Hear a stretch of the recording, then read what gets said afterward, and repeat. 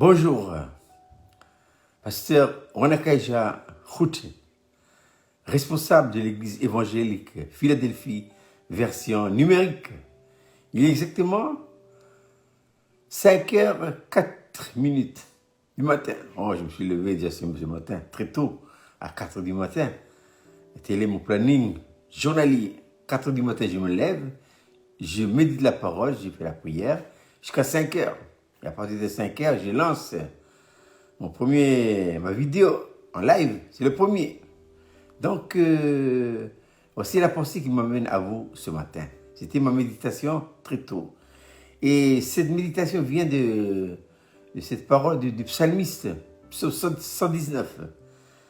Psaume 119, verset 33, qui dit ceci. « Enseigne-moi, l'Éternel, la voie de tes statuts, pour que je la retienne jusqu'à la fin. Donne-moi l'intelligence pour que je garde ta loi et que je l'observe de tout mon cœur, et ensuite conduis-moi dans le sentier de tes commandements, car je l'aime, et incline mon cœur vers tes préceptes et non vers les gains. » La première chose, enseigne-moi. Le salut demande à Dieu, Seigneur, enseigne-moi. Ce que nous devons demander. Demandons à Dieu de nous enseigner. Enseigner quoi? Une seule matière à être enseignée à l'école. À l'école de Dieu, c'est quoi? C'est Christ. Enseigne-moi. Qui va nous enseigner? Dans la Trinité est composée de 3 personnes, à savoir Dieu le Père, Jésus-Christ le Fils et le Saint-Esprit. Et dans le plan de Dieu, chacun a un rôle à jouer quant à la rédemption dans notre vie. Dieu le Père, c'est lui qui commande tout. C'est lui qui dirige tout. C'est normal, il est le papa. Et l'ancienne dispensation qui va de la Genèse au livre du prophète Malachie appartient à la dispensation du Père. On peut dire en d'autres termes, à l'économie du Père. Ensuite, vient le Nouveau Testament.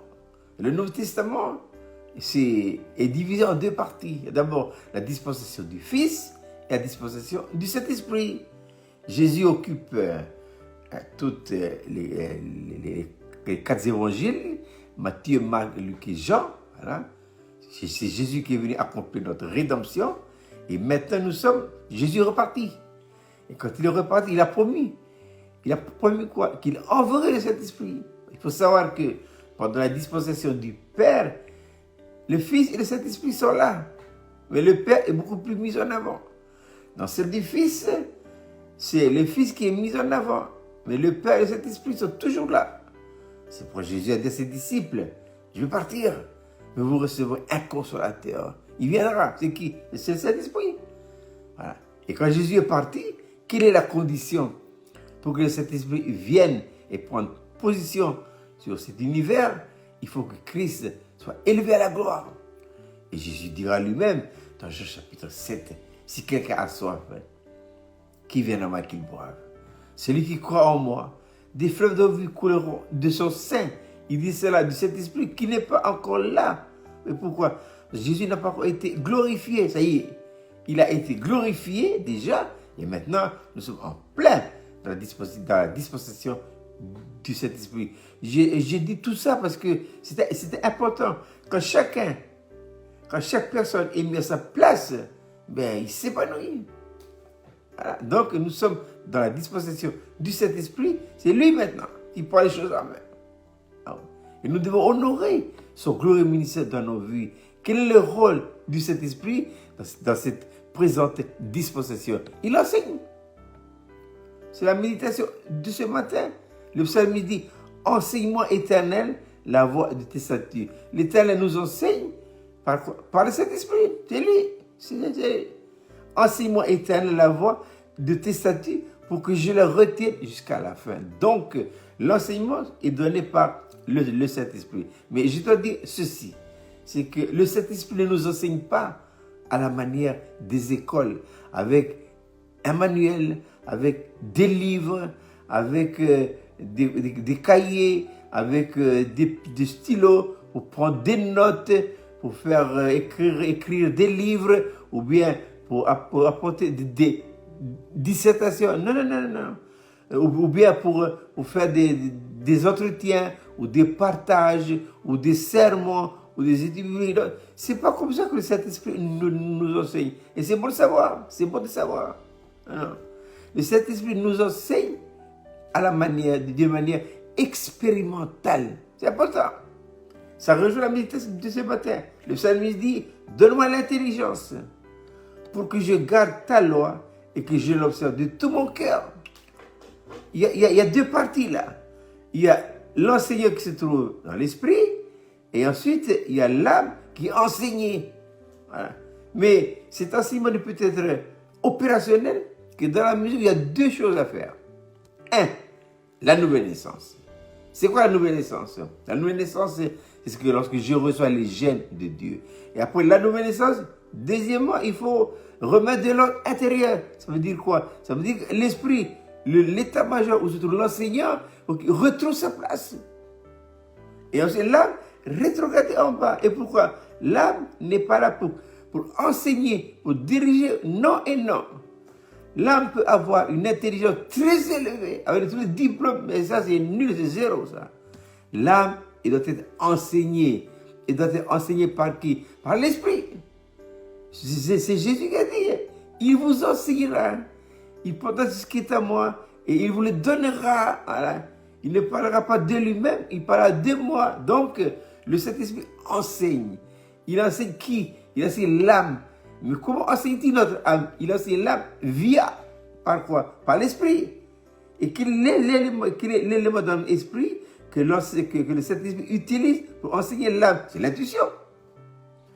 C'est par notre intuition que le Saint-Esprit va enseigner après notre intelligence. Et ça rejoint cette prière que l'apôtre Paul dit dans Éphésiens chapitre 1 à propos de cet enseignant. Paul dit quoi dans Éphésiens chapitre 1? Il dit, je ne cesse de rendre grâce pour vous, mentionnant vos noms dans mes prières. Afin que quoi? Afin que le Dieu de notre Seigneur Jésus-Christ, le Père de gloire, vous donne un esprit de sagesse et de révélation dans sa connaissance. Intuition, c'est l'esprit. Qu'il illumine les yeux de votre cœur. Ça veut dire quoi? Qu'il éclaire les vérités que nous avons comprises dans notre intelligence. Mais l'intelligence doit être subjuguée, contrôlée, dirigée, dominée. Par quoi? Par l'esprit. Pourquoi? Parce que le Saint-Esprit, l'enseignant, il est où ça? Il est dans notre esprit. Je souligne ça ce matin, parce que c'est important. Ah oui. Chacun sa place. C'est le Saint-Esprit qui enseigne. Voilà. Donc je répète que le Saint-Esprit ne nous enseigne pas à la manière des livres, des sermons, ou des dissertations, ou des exhortations. Non, il nous enseigne par l'expérience. Pourquoi l'expérience est-elle importante? Elle est importante parce que ce que tu as compris dans ton intelligence disparaît très vite avec le temps. Mais ce que tu as expérimenté dans ton intelligence, dans ton âme, enseigné par l'esprit, de cet esprit dans l'esprit, reste un acquis pour l'éternité. Ah, c'est merveilleux. D'où l'importance de l'expérience. Voilà. Maintenant, je souligne pour terminer, c'est que le Saint-Esprit, lui, il enseigne avec un seul manuel. Quel est le manuel que le Saint-Esprit utilise? C'est quoi? C'est la croix. C'est la croix. Il utilise la croix pour faire connaître, pas pour faire comprendre, non, non, non, pour faire connaître, pour illuminer. Illuminer quoi? L'intelligence. Il utilise la croix pour nous faire connaître qui? Christ. Voilà. Le Saint-Esprit, c'est l'enseignant. La croix, c'est l'instrument que le Saint-Esprit utilise. Ensuite, la seule matière que Saint-Esprit utilise en vous et moi, et c'est une matière qui durera toute notre vie, c'est quoi? C'est Christ. C'est une matière inépuisable. Et je dois dire ceci, une vie sur cette terre ne sera pas suffisante pour connaître la matière. Ah oui. On connaîtra ici ce qu'il faudra connaître, on aura encore l'éternité pour mieux le connaître encore. Et Jésus dira, dans Jean 17, verset 3, or, la vie éternelle, c'est qu'ils te connaissent. Toi, le seul vrai Dieu, et celui qui t'a envoyé, ton Fils bien-aimé Jésus-Christ. Je répète, l'enseignant, c'est cet esprit. Et son bureau à lui, son état-major, c'est notre esprit. Voilà. Et le Saint-Esprit dispose de la croix pour nous faire rentrer dans la réalité expérimentale. Qui va expérimenter? Notre âme. Puisqu'elle est enseignée par le Saint-Esprit, via l'Esprit, pour pouvoir saisir et connaître qui Jésus-Christ. Pourquoi Jésus dira, la vie éternelle, c'est qu'ils te connaissent. Et le seul manuel dont dispose le Saint-Esprit, c'est la croix. Et une seule matière qui retiendra cet enseignement, que nous allons apprendre dans cette école, c'est quoi? C'est Christ. Christ est la seule matière, c'est une matière qui est inépuisable. Je répète cette réflexion pour ce matin. Psaume 119, versets 33 et 34. Enseigne-moi, Éternel, la voie de tes statuts, pour que je la retienne jusqu'à la fin. Donne-moi l'intelligence pour que je garde ta loi et que je l'observe de tout mon cœur. Il ne me reste plus qu'à vous souhaiter de passer une agréable journée et à la prochaine fois pour une prochaine vidéo.